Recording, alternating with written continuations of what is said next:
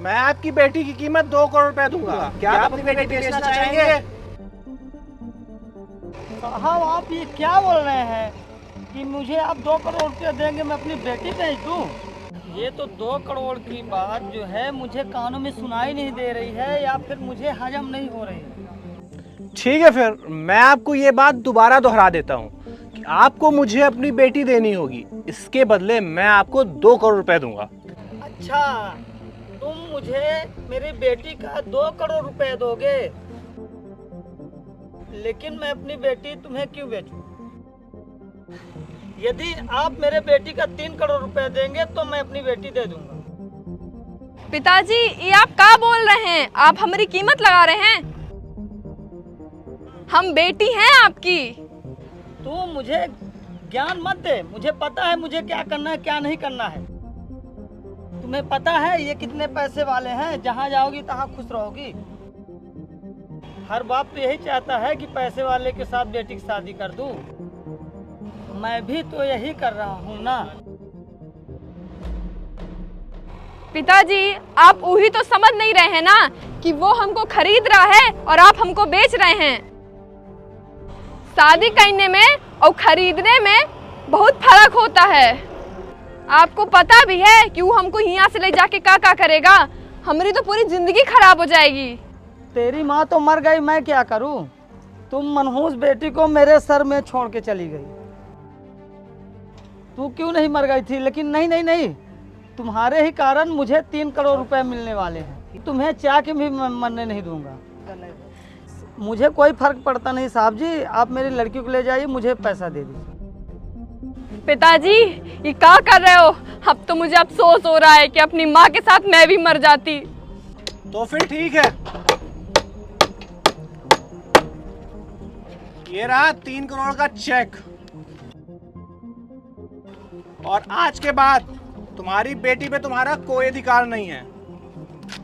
ये तुम्हारी बेटी है मेरी हुई, और मैं चाहे इसके साथ जो कुछ भी करूं। समझ में आ रही है बात? हाँ हाँ ठीक है, ले जाइए, मुझे इससे कोई लेना देना नहीं। वैसे भी तो ये सर में मेरे बोझ ही थी। आओ आओ जी, देखो देखो, मेरे 3 करोड़ की वो चेक मिल गया है मेरी बेटी का। दिखाओ यार, तेरी तो लॉटरी निकल गई। चलो ऐश करते हैं अब।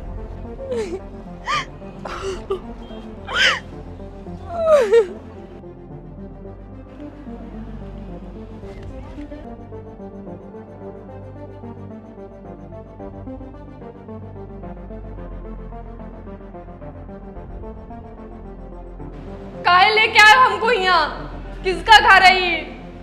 और हमारे पिताजी से काहे हमको खरीदे हो? कहाँ मिलेगा तुमको हमारी जिंदगी बर्बाद करके?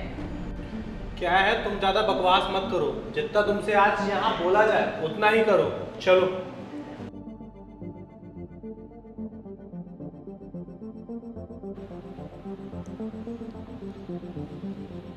तुम बैठो, मैं फ्रेश होके आता हूँ। पहले हमारी बात का जवाब दो कि तुम हमको यहाँ काहे लेके आए हो? तुमसे जितना बोला जा रहा ना, तुम वही करो। और यहाँ जो मैं बोलूंगा तुम्हें वही करना पड़ेगा। बैठो।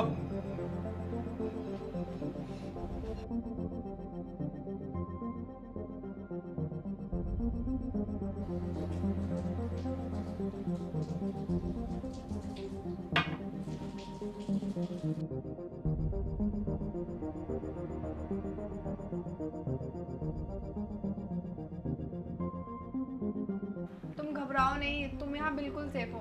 ये लो, पहले पानी पियो। तुम्हें भूख लगी होगी ना, मैं तुम्हारे लिए कुछ खाने का भी इंतजाम करवाती हूँ। तुम कौन हो? तुम्हें भी इस आदमी ने तुम्हारे बाप से खरीदा है का? अरे नहीं, वो मेरे भैया हैं। वो मुझसे बहुत प्यार करते हैं और वो लड़कियों की बहुत रिस्पेक्ट भी करते हैं। तुम्हें पता है, इस शहर में ना मेरे भैया के 4 NGOs हैं जहाँ तुम्हारी तरह ही लड़कियाँ रहती हैं जिनका कोई नहीं है, बेबस होती हैं। काहे झूठ बोल रही हो? तुम्हें तुम्हारे भैया की सच्चाई नहीं पता है का? अगर तुम्हारे भैया इतने अच्छे होते ना तो हमारी कीमत ना लगाते। तुम्हारे भैया ने हमारे पिताजी को 3 करोड़ रुपया दिया है और हमको यहाँ ले आए हैं। बेटा तुम सही बोल रही हो, मेरे बेटे की सच्चाई अभी तुम जानती नहीं हो। मेरे बेटे ने ना तुम्हारे साथ कोई गलत नहीं किया है और तुम्हारे साथ गलत होने वाला था, लेकिन मेरे बेटे ने तुम्हें बचाया है गलत होने से। आप कौन हैं? ये हमारी माँ है और मैं तुम्हें बताती हूँ हमने तुम्हें कैसे बचाया है।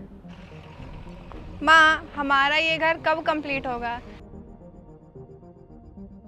इसमें काम होता हुआ देखकर कितना सुकून मिलता है ना। जल्दी कंप्लीट होगा। ये मनहूस मर जाती तो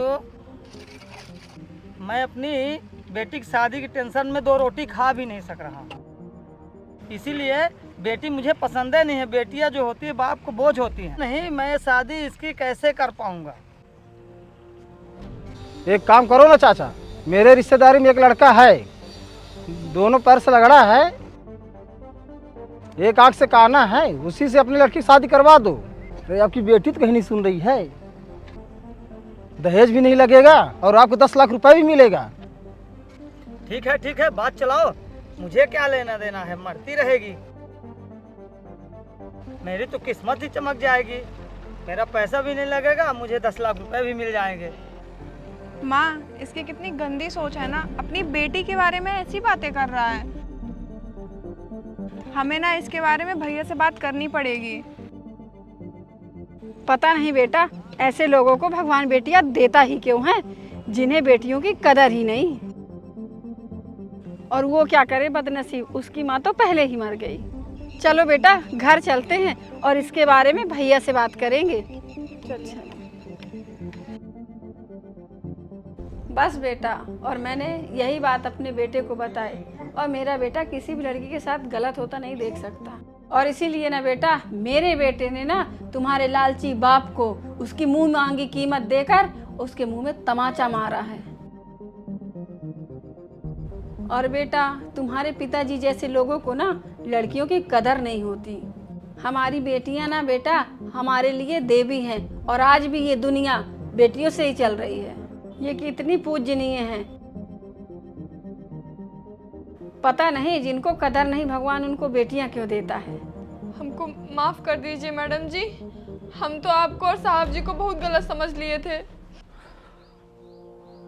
उन्होंने तो हमारी जिंदगी बर्बाद होने से बचा ली। खुशी, तुम चिंता मत करो, तुम्हारे साथ यहाँ कुछ भी गलत नहीं होगा।